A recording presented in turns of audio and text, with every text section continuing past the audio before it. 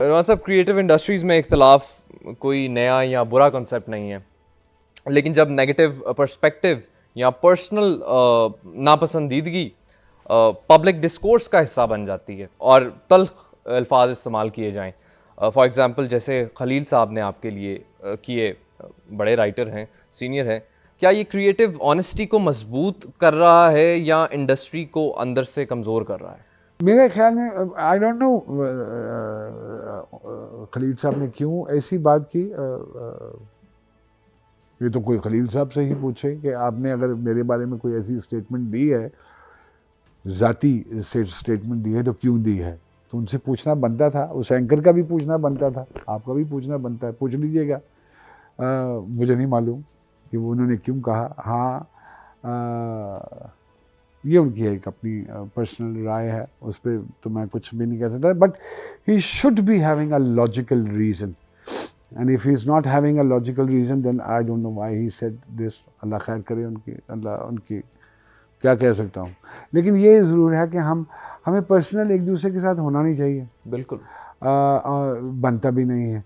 लेकिन बदनसीबी वही वाली बात अली मियाँ के, ये सोशल मीडिया ने ना लोगों को ना पता क्या मुझे महसूस होता है कि हम मतलब कुछ और ले गए हैं।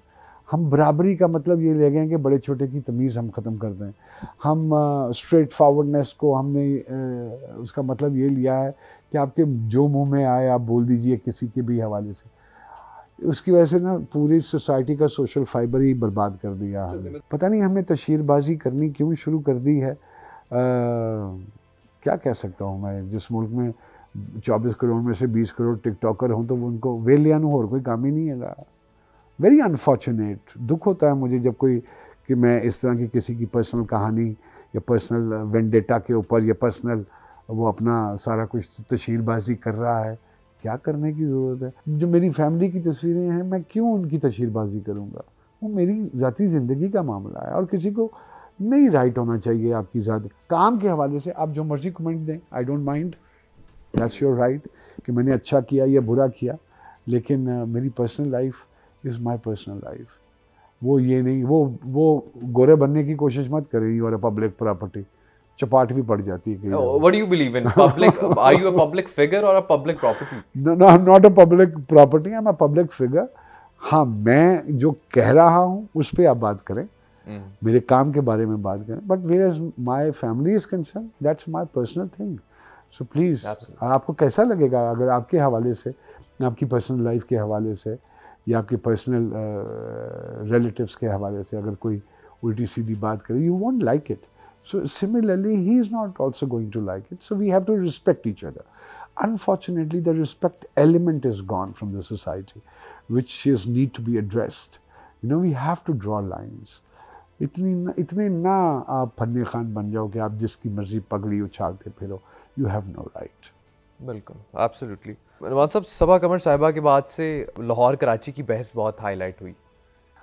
अच्छा, वो भी पता क्या होता है, मैं आपको एक बात बताऊं, हम आर्टिस्ट लोग जो है ना, लोग ना ऐसे बैठे होते हैं कि ए कोई कह दे गल तो अजी तो असी तंबी ला दईए। वाह यार, फ्लो में आर्टिस्ट कई दफ़ा बोल जाते हैं, उनकी बात को पकड़ नहीं लेना चाहिए, let it go. And if she has said something, and I think she is a beautiful human being herself, as she has been working in Karachi for so long as well.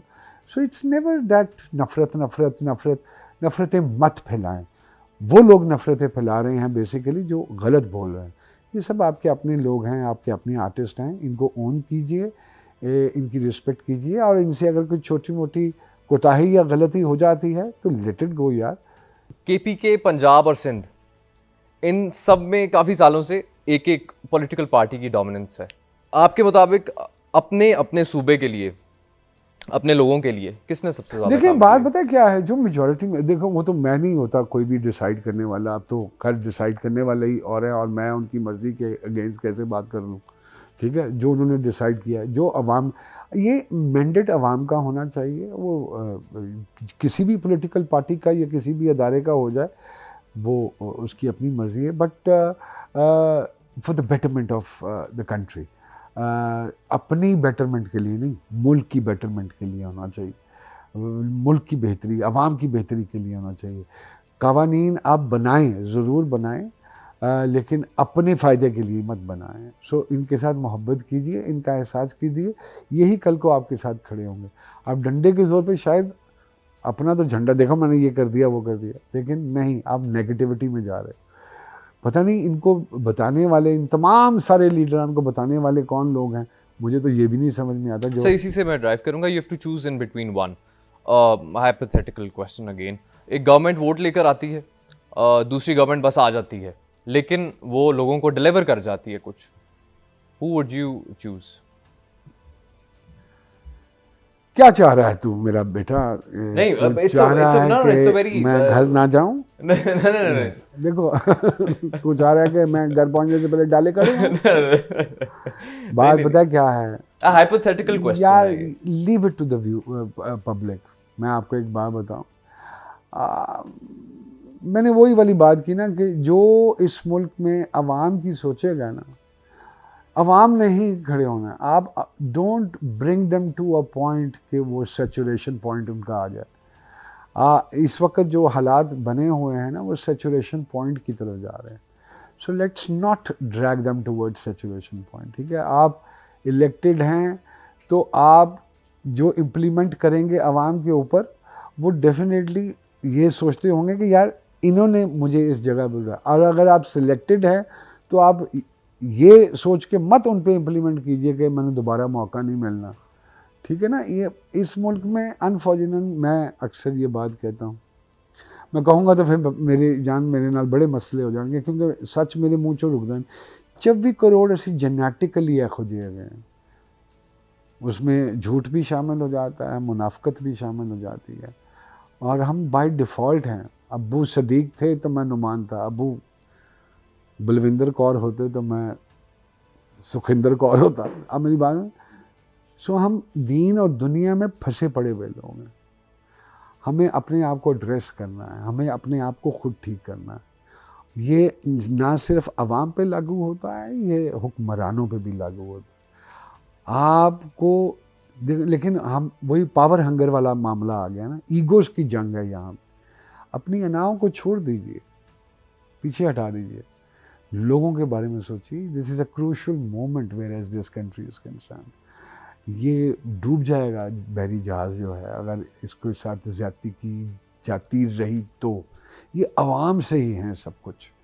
खुदारा प्यार कीजिए लोगों के साथ, वो चाहे कोई भी हो। इंसाफ की फराहमी में पाकिस्तान जो है बहुत ज़रूरी है। वो द क्वेश्चन इज हाँ। कि इंसाफ की फराहमी में जो पाकिस्तान है आखिरी ममालिक में शुमार होता है पाकिस्तान का, और 40वें शायद नंबर पे है। मतलब above 100 we don't need to count। No, we don't need to। जी। अदालत के नाम पर आम आदमी को बुखार चढ़ता है, वो नाम सुनते ही मतलब वो डरता है। मैं आपको बताता हूँ ना उसकी रीज़न क्या है। एक तो इंसाफ मिल नहीं रहा, दूसरा इंसाफ महंगा हो गया है, ठीक है? और सवाल यही था कि कोई ऐसी चीज, कोई ऐसा फैक्टर बताएं जो ठीक हो जाए तो कुछ बेहतरी आ जाए। असी आप ठीक कर लीजिए अपने आप में तो ठीक हो जाएगा। जब मुझे ये पता होगा कि मेरे क्या राइट्स हैं और उसको एक्नॉलेज करने वाला कोई है, जब मुझे ही पता चल जाएगा कि मुझे लाल बत्ती पे खड़े होना है, हेलमेट पहननी है, सीट बेल्ट पहननी है, गाड़ी लेन में चलानी है, मुझे जब एहसास, जब हमें एक दूसरे के एहसास वाला आईसी जो हमारा बिल्कुल डेड हो गया हुआ है, उसको उजागर करने, बेहिसी को ख़त्म करने की ज़रूरत है। इंसाफ मेरे तो अपने, मैं तो देखता हूँ बहुत सारी चीज़ें होती हुई, बदनसीबी है कि हम इससे तो बिल्कुल ही फारिग हो गए हैं।